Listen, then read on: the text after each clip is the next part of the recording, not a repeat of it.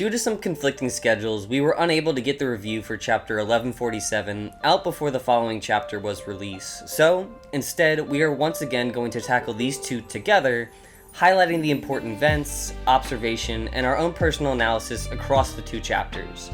So, with that being said, let's jump right into One Piece chapter 1147. And starting with the cover series, with the kidnappers now all dealt with, Yamato receives some quick praise and gifts from the new daimyo of the region, our lovable ninja, Raizo. It seems like most of the former vassals are just the new daimyo of the region, because they were all kind of killed out by Kaido. So I imagine we're going to see pretty much everybody else throughout this cover series. But seeing as she's now collecting her own set of vassals, it is also nice to see the former followers of Odin as they kind of like pass the torch to the new group.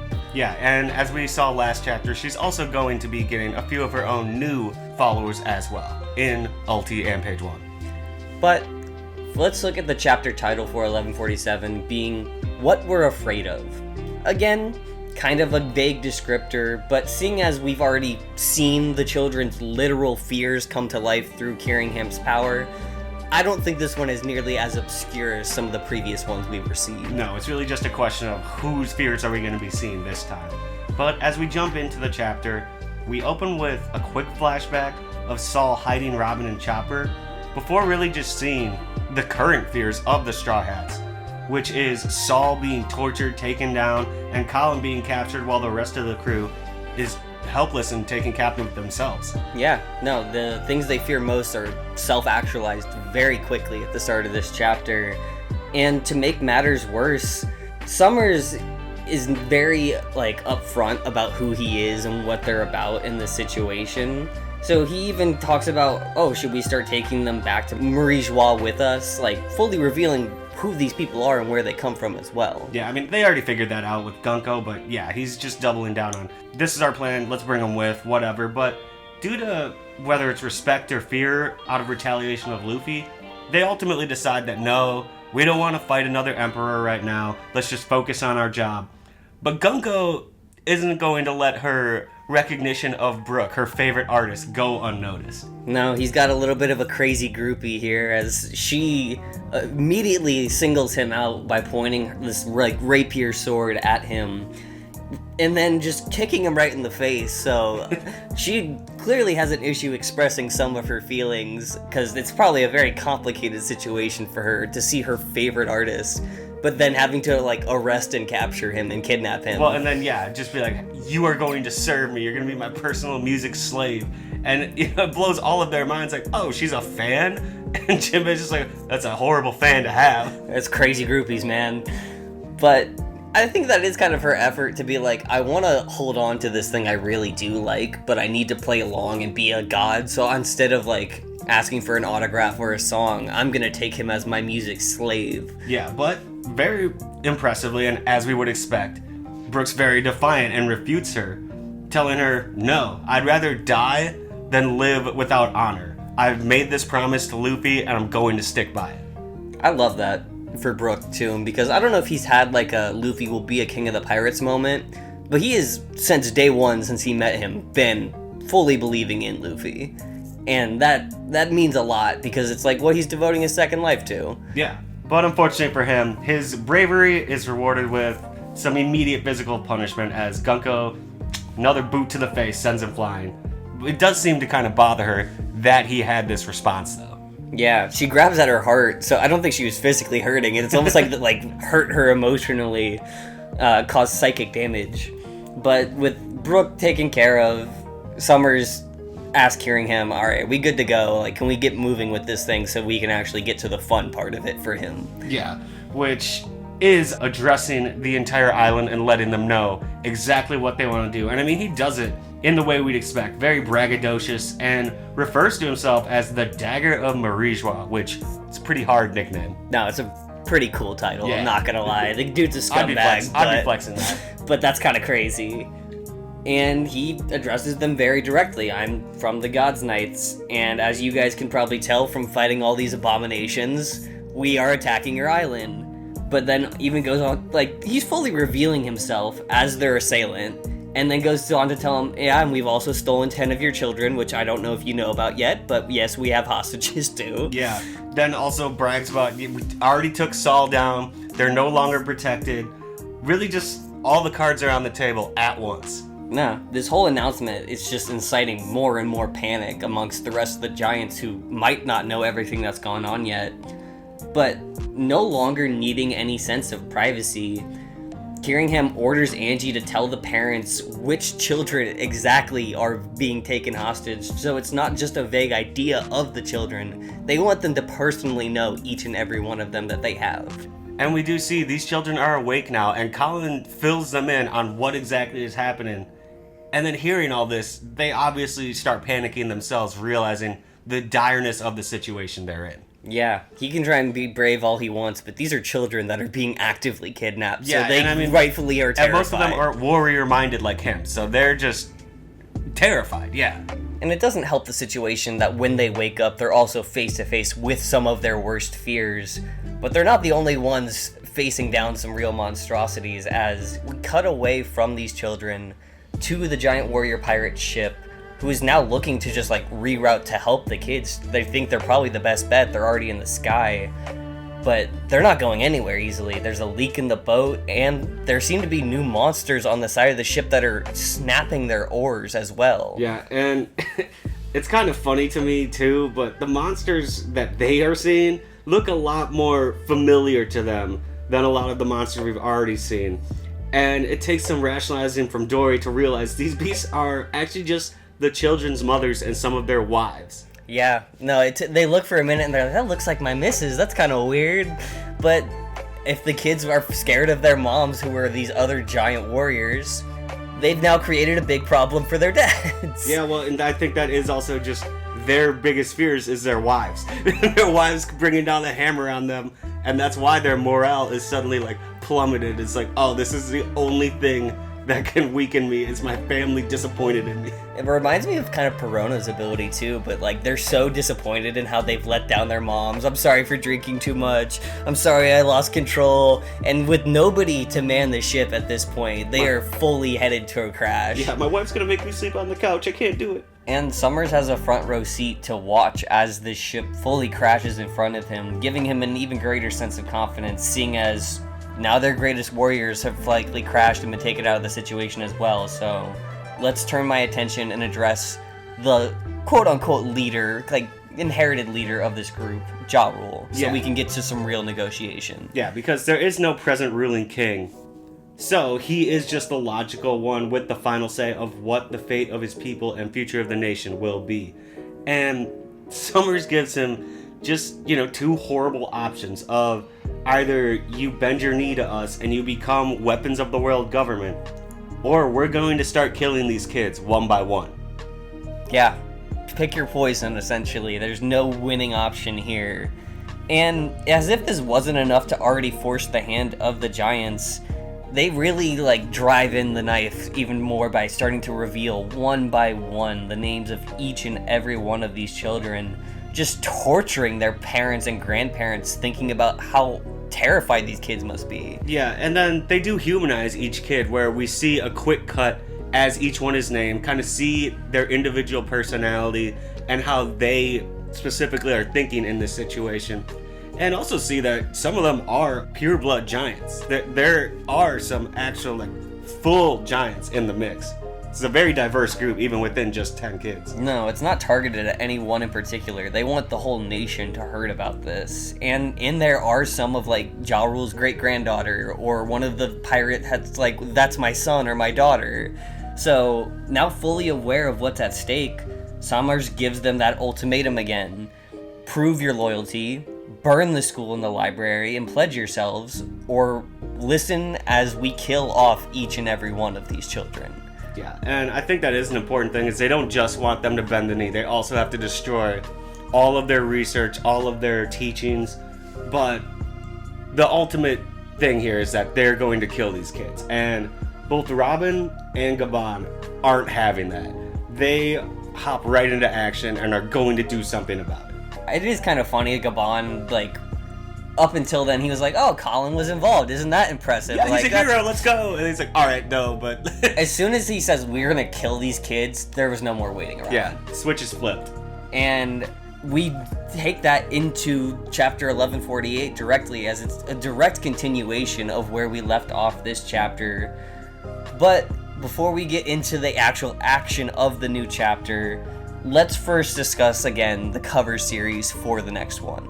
Yeah, and I do like in this one, we see Ulti on page 1 in new Kazuki robes. Ulti's got a sword, so clearly they have fully embraced becoming samurai and following Yamato. And it makes sense too, considering Odin turned some criminals and ruffians and unwanted members of society now into like daimyos and well-respected. Upstanding, yeah. So it only makes sense if these people follow the same path, but they are going to now go off and deliver Kawamatsu's hat, so we're going to probably see him in another region as another daimyo next. But that is not as important right now as the action of this chapter, which is titled Ronja, a character that we only learned their name last chapter, but now the spotlight is falling directly onto one little girl's shoulders as the tensions between the Gods Knights and this nation reach a boiling point, essentially. Yeah, and as we just said, it picks up right where we left off at the end of the final chapter, and we now see an arrow bridge going over the edge of a cliff as Ronja is forced to step over, ultimately being ready to be killed. Yeah, I mean, we've seen how big this tree is, like, where it's just miles and miles from the branches to the lower realm where Loki and them are. And they're not gonna wait any longer. They said they wanted a decision from Jarul, and they're forcing his hand even more. We're not just gonna say we're gonna kill these kids. We're gonna put their life on the line, and you're gonna have to make your choice. No, and she is very brave about it, trying to say, it's no big deal, I can handle this. She's a little girl. When she looks down and sees that just endless drop, it shakes her, understandably. Oh, yeah. I mean, it's even commendable just how much she's trying to be put together in this moment, because something within this little girl seems to know that, like, she needs to be composed for this moment. There's way too much at stake here. And with the negotiation piece now in a very precarious spot, Sommers proceeds to demand, okay, I asked for your proof of loyalty by burning the library, or the kid's gonna die. And I'm not gonna give you much time to think. You have 30 seconds to make this decision. Go now. Yeah, and I mean, obviously, it throws everything into chaos. They have no time. It's at the point of a gun. And the Giants are trying to rationalize, do we keep it? Do we destroy the library? Nami is just visually disgusted. But Robin is the first to really hop into action, as she and Nami both are just unable to stand this sort of torture to kids, and she doesn't need the protection of Saul's hair anymore. She's going to do something about this. I do think it is interesting too to see, like, we know Nami loves kids, but like, this is viscerally disgusting and bothering her, and there's nothing she can do about it right now. So somebody else has to take to action, and right now the best hope for these kids is the Giants and Robin being the closest ones to them. And the Giants do also reach a decision at the crash ship. They go, okay, we're going to fight like true warriors, but as quick as they want to move, they don't have time or position to actually reach these kids before it's too late, before Ronja has to go over the edge. Yeah, that is kind of just who they are as a nation, it seems. Like, they want to fight. They're not going to give up easily. But strategically, that is going to probably get this girl killed in this situation. Yeah, and Sommers knows that. And they're very, very lucky that Robin is there, because as Sommers is, like, relishing the moment, talking about, I want you to know that I want you to burn the library, not just because it proves your loyalty, but because it kills your culture and history. Yeah, it destroys all of that. Nothing will be left. It's also destroying the will of O'Hara then at the same time. Oh, absolutely. Yeah, he wants to kill two birds with one stone here. We want to kill any rebel existence that has put any idea against us. And very fittingly, that is when Robin steps in. Yeah, his overconfidence is rudely interrupted by Robin's Cienflor Cruspedia. I looked it up. I don't know if we've seen this anywhere else in the story, but the Cruspadia is a flower that is known as the drumstick flower, and she drums his ass here with a number of punches and palm attacks. So it's vindicating. Yeah, and I mean, she obviously knows this isn't going to be any type of easy kill, and at first Sommers still seems pretty unfazed and just continues his countdown, but he's again blitzed by Robin's clutch and is taken off the edge of the branch and starts to plummet to the realms below. So she isn't messing around at all. Robin is heeding the advice she's heard before. These guys are immortal, they don't die easily, so instead of just trying to kill him and thinking that's gonna work, she's trying to take him out of the picture entirely, and this kind of catches him off guard, where he's like, what are you, a crazy, fan? Are you in love with me? So he's just very full of himself, even in this moment, to be thinking about, oh, she must be in love with me. It's like, no, she's trying to kill you, dude. Yeah, no. And then he does try to kill her, but she was smart, and this isn't even her actual body. It's one of her body clones. Yeah. She thought this through. Yeah. She was not leaving safety to just get herself killed. She's been an assassin before. She knows what she's doing. And you gotta give credit to her, because she has the right idea. If I can't kill him, I'm gonna just have to take him out of range where he can use his abilities. But it's not enough. He was smart enough as well that he was able to attach himself to the branch with these thorns. So now he's just maybe briefly out of the picture, but he's telling Gunko, keep the countdown going. Yeah, keep the pressure on. Ultimately, they can still push her off when it comes to 0. He doesn't need to be the one to do it. It's Gunko's arrow. True, she can just drop it. But recognizing that her time is very limited, Ronja uses her last moments to be incredibly brave. Yeah, dude, this shit got me right here. That's beautiful.